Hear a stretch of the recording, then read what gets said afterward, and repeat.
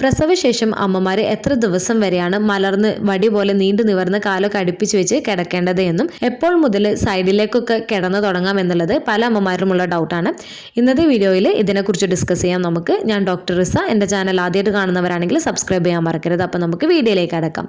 പ്രസവശേഷം മിക്ക അമ്മമാരും പലരിൽ നിന്നും കേട്ടിരിക്കുന്ന ഒരു ഉപദേശമായിരിക്കും പ്രസവശേഷം കംപ്ലീറ്റ് ആയിട്ട് ബെഡ് റെസ്റ്റ് എടുക്കണം, ബെഡിൽ മലർന്ന് നീണ്ടു നിവർന്ന് വടി പോലെ തന്നെ കിടക്കേണ്ടതാണ്, എണീറ്റ് നടക്കാനോ പുറത്തിറങ്ങാനോ ഒന്നും തന്നെ പാടില്ല എന്നുള്ളത്. പ്രസവം കഴിഞ്ഞ് നീണ്ടു നിവർന്ന് കിടക്കണമെന്ന് പറയുന്നത് എന്തുകൊണ്ടാണ് എന്നുള്ളത് പലരും ചിന്തിക്കുന്നുണ്ടാവും. ശരിക്കും പ്രസവം കഴിഞ്ഞ് നീണ്ടു നിവർന്ന് വടി പോലെ കിടക്കുന്നത് അല്ലെങ്കിൽ കംപ്ലീറ്റ് ആയിട്ട് ബെഡ് റെസ്റ്റ് എടുക്കുന്നത് ഗുണത്തെക്കാളേറെ ദോഷമാണ് ചെയ്യുന്നത് എന്നുള്ളത് പല ആളുകൾക്കും അറിയാത്തത് കൊണ്ടാണ് ഇങ്ങനെ പറയുന്നത്. പണ്ടൊക്കെ നീണ്ടു നിവർന്ന് പ്രസവശേഷം കിടക്കണമെന്ന് പറയുന്നതിന്റെ പ്രധാന കാരണം പണ്ടൊക്കെ പ്രസവം നടക്കുന്നത് വീടുകളിലായിരുന്നത് കൊണ്ട് തന്നെ ഡെലിവറി എളുപ്പമാക്കാൻ വജനൽ ഭാഗത്ത് കട്ട് ചെയ്യുകയോ പ്രസവശേഷം ഉണ്ടാവുന്ന മുറിവ് സ്റ്റിച്ച് ചെയ്യുകയോ ചെയ്യില്ലായിരുന്നു. കുഞ്ഞിന്റെ വലുപ്പം അനുസരിച്ചിട്ട് യോനി ഭാഗത്ത് കീറലുകൾ ഉണ്ടാവുകയും അത് സ്റ്റിച്ച് ചെയ്യാത്തതിനാൽ തന്നെ രണ്ട് കാലുകളും അടുപ്പിച്ച് വെച്ച് ഒരു 4 to 6 വീക്സ് ഒക്കെ കിടന്നാലാണ് ഈ മുറിവുകൾ ഒന്നിച്ചു കൂടുകയുള്ളൂ. എന്നാൽ ഇന്ന് നോർമൽ ഡെലിവറി സമയത്ത് ഉണ്ടാവുന്ന എപ്പിസോട്ടമി, വൂണ്ട്, അതുപോലെ തന്നെ ടിയർ ഒക്കെ അപ്പോൾ തന്നെ ഡോക്ടേഴ്സ് പ്രസവശേഷം സ്റ്റിച്ച് ചെയ്യുന്നതാണ്. അതുകൊണ്ട് തന്നെ പ്രസവശേഷം അമ്മമാര് കംപ്ലീറ്റ് ആയിട്ട് ബെഡ് റെസ്റ്റ് എടുക്കേണ്ടതിന്റെയോ അല്ലെങ്കിൽ നീണ്ടു നിവർന്ന് വടി പോലെ മലർന്ന് കാലൊക്കെ അടുപ്പിച്ച് വെച്ച് കിടക്കേണ്ടതിന്റെ ആവശ്യമില്ല. നോർമൽ ഡെലിവറി ആണ് എന്നുണ്ടെങ്കിലും സിസേറിയൻ ഡെലിവറി ആണ് എന്നുണ്ടെങ്കിലും എത്രയും നേരത്തെ നിങ്ങൾ നടക്കുന്നോ അത്രയും നിങ്ങൾക്ക് നിങ്ങളുടെ മുറിവിന്റെ വേദന കുറക്കുന്നതിനും പോസ്റ്റ് സർജറി റിക്കവറി എളുപ്പമാക്കുന്നതിനും ഇത് സഹായിക്കുന്നതാണ്. സിസേറിയൻ ഡെലിവറി ഒക്കെ കഴിഞ്ഞിട്ടുള്ളവരാണെങ്കിൽ പോലും ഡോക്ടേഴ്സ്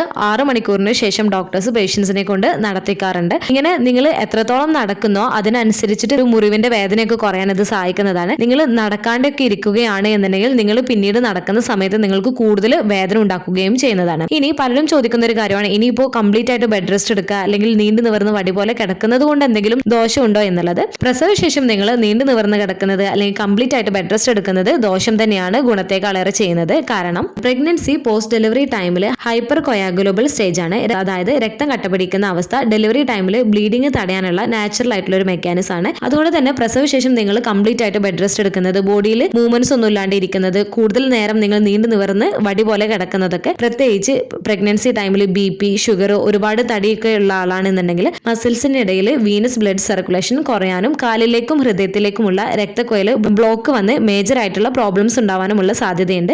ഡീപ് വെയിൻ ത്രോംബോസിസ് ഒക്കെ മിക്ക ആളുകളിലും കാണുന്ന ഒരു കോമൺ ആയിട്ടുള്ള പ്രോബ്ലം ആണ്. നിങ്ങളുടെ പ്രസവശേഷം ബോഡിയിൽ മൂവ്മെന്റ്സ് ഒന്നും ഇല്ലാതിരിക്കുന്നത്. മാത്രമല്ല ഒരുപാട് റെസ്റ്റ് എടുക്കുന്നത്, മൂവ്മെന്റ്സ് ഒന്നും നിങ്ങളുടെ ബോഡിയിൽ ഇല്ലാതിരിക്കുന്നത് നിങ്ങളുടെ നട്ടലിന് അടുത്തുള്ള പാരസ്പൈനൽ മസിൽസ് സ്റ്റിഫ് ആവാനും പ്രസവശേഷം ബാക്ക് പെയിൻ ഉണ്ടാവുന്നതിന് ഇടയാക്കുകയും ചെയ്യുന്നതാണ്. അതുകൊണ്ട് തന്നെ പ്രസവശേഷം സിസേറിയൻ ഡെലിവറി ആണ് എന്നുണ്ടെങ്കിലും നോർമൽ ഡെലിവറി ആണ് എന്നുണ്ടെങ്കിലും നിങ്ങളുടെ സുഖ സൗകര്യങ്ങൾക്ക് അനുസരിച്ചിട്ട് നിങ്ങളുടെ മുറിവിലേക്കുള്ള വേദനയൊക്കെ കുറയുന്ന രീതിയിൽ നിങ്ങൾക്ക് കിടക്കാവുന്നതാണ്. മലർന്ന് കിടക്കാവുന്നതാണ്. നിങ്ങൾക്ക് റൈറ്റ് സൈഡിലേക്കോ ലെഫ്റ്റ് സൈഡിലേക്കോ നിങ്ങൾക്ക് കിടക്കാവുന്നതാണ്. ഏറ്റവും നല്ലത് നിങ്ങൾക്ക് മലർന്ന് കിടക്കുന്നതാണ് നിങ്ങൾക്ക് സുഖകരമെന്ന് തോന്നുന്നുണ്ട് എന്നുണ്ടെങ്കിൽ അങ്ങനെ കിടക്കാം. അല്ല എന്നുണ്ടെങ്കിൽ നിങ്ങൾക്ക് സൈഡിലേക്കും കിടക്കാവുന്നതാണ്. ചില ഗർഭിണികൾക്ക് മലർന്ന് കിടക്കുന്നത് ബാക്ക് പെയിൻ കുറച്ച് കൂടുതൽ ഉണ്ടാക്കുന്നതിന് ഇടയാക്കാം. എന്നാൽ മറ്റു ചിലർക്ക് മലർന്ന് കിടക്കുന്നതായിരിക്കും കൂടുതൽ ആശ്വാസകരമായിട്ട് തോന്നുകയും ചെയ്യുന്നത്. എങ്കിലും നിങ്ങൾ ശ്രദ്ധിക്കേണ്ട ഒരു കാര്യം, ഒരുപാട് സമയം ഒരേ പൊസിഷനിൽ തന്നെ കിടക്കുന്നത് ഒഴിവാക്കാൻ വേണ്ടിയിട്ട് ശ്രദ്ധിക്കുക. മലർന്ന് കിടക്കുകയാണ് എന്നുണ്ടെങ്കിൽ നിങ്ങൾക്ക് കാലിന്റെ രണ്ടടിയിലായിട്ട് നിങ്ങൾക്ക് മുട്ടിന്റെ ഭാഗത്തായിട്ട് ഒരു പില്ലോ വെക്കാവുന്നതാണ്. ഇത് വജനൽ ഭാഗത്ത് മുറിവൊക്കെ ഉള്ളവരാണ് എന്നുണ്ടെങ്കിൽ ആ മുറിവിലേക്കുള്ള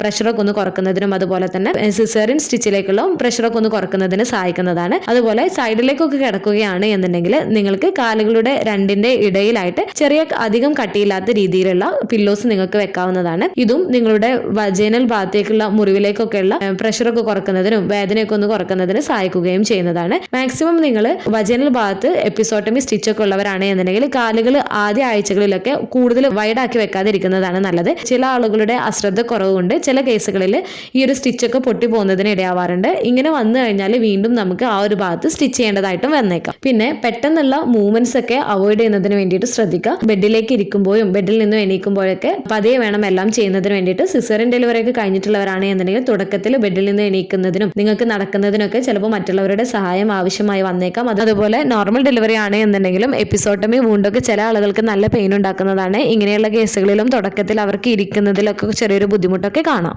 പെയിൻ ഉണ്ടെന്ന് വിചാരിച്ചിട്ട് പ്രസവശേഷം നിങ്ങൾ നടക്കുന്നത് അവോയ്ഡ് ചെയ്യാൻ പാടുള്ളതല്ല. ചെറിയ രീതിയിൽ നിങ്ങൾക്ക് റൂമിലൊക്കെ നടക്കാവുന്നതാണ്. അതുപോലെ തന്നെ നോർമൽ ഡെലിവറി കഴിഞ്ഞിട്ടുള്ളവരാണ് എന്നുണ്ടെങ്കിൽ നിങ്ങൾ ഓക്കെ ആണ് എന്നുണ്ടെങ്കിൽ ചെറിയ രീതിയിലുള്ള ജോലികളൊക്കെ നിങ്ങൾക്ക് ചെയ്യാം. പ്രത്യേകിച്ച് കുഞ്ഞിന്റെ കാര്യങ്ങളൊക്കെ നിങ്ങൾക്ക് തന്നെ ചെയ്യാവുന്നതാണ്. ഇനി സിസേറിയൻ ഡെലിവറി ഒക്കെ കഴിഞ്ഞിട്ടുള്ളവരാണ് എന്നുണ്ടെങ്കിൽ അവരുടെ ഹെൽത്ത് ഒക്കെ ഒന്ന് ഓക്കെ ആവാൻ ചിലപ്പോൾ കുറച്ചുകൂടി ടൈം എടുക്കാം. അപ്പൊ അതിനുശേഷം ചെറിയ രീതിയിലുള്ള ബോഡിയിലേക്ക് കൂടുതൽ സ്ട്രെയിനും മുറിവിലേക്ക് കൂടുതൽ സ്ട്രെയിൻ വരാത്ത രീതിയിലുള്ള ജോലികളൊക്കെ അവർക്കും ചെയ്യാവുന്നതാണ്. ഏകദേശം ഒരു 6 ആഴ്ചക്ക് ശേഷം ചെറിയ രീതിയിലുള്ള എക്സസൈസ് സിസേറിയൻ ഡെലിവറി കഴിഞ്ഞിട്ടുള്ളവർക്ക് ചെയ്യാവുന്നതാണ്. ചെറിയ രീതിയിലുള്ള സ്ട്രെച്ചിങ് എക്സസൈസ്, അതുപോലെ തന്നെ കീഗൽ എക്സസൈസ് പോലുള്ളവയൊക്കെ നിങ്ങൾക്ക് ചെയ്യാവുന്നതാണ്. ഇത് നിങ്ങളുടെ പെൽവിക് ഫ്ലോർ മസിൽസ് ഒക്കെ സ്ട്രെങ്തൻ ചെയ്യുന്നതിനും ബോഡിയിലേക്കുള്ള ബ്ലഡ് സർക്കുലേഷൻ ഒക്കെ ഒന്ന് കൂട്ടുന്നതിനൊക്കെ സഹായിക്കുകയും ചെയ്യുന്നതാണ്. അതുപോലെ പ്രസവശേഷം ധാരാളം വെള്ളം കുടിക്കുന്നതിന് വേണ്ടിയിട്ട് ശ്രദ്ധിക്കുക. ഹെൽത്തി ആയിട്ടുള്ള ഫുഡ് കഴിക്കുന്നതിലും കുഞ്ഞുറങ്ങുന്ന സമയത്ത് നിങ്ങളും അവരോടൊപ്പം മാക്സിമം റെസ്റ്റ് എടുക്കുന്നതിനൊക്കെ വേണ്ടിയിട്ട് ശ്രദ്ധിക്കേണ്ടതാണ്. തുടർച്ചയായിട്ട് ഒരേ പൊസിഷനിൽ കിടക്കുന്നത് അവോയ്ഡ് ചെയ്യുക. അതുപോലെ ചിലരൊക്കെ പറയുന്ന ഒരു കാര്യമാണ് സൈഡിലേക്ക് കിടക്കുമ്പോൾ അല്ലെങ്കിൽ മലർന്നൊക്കെ കിടക്കുന്ന സമയത്ത് വയറിനകത്ത് എന്തോ മൂവ് ചെയ്യുന്ന പോലെ ഫീൽ ചെയ്യുന്നുണ്ട് എന്നുള്ളത്.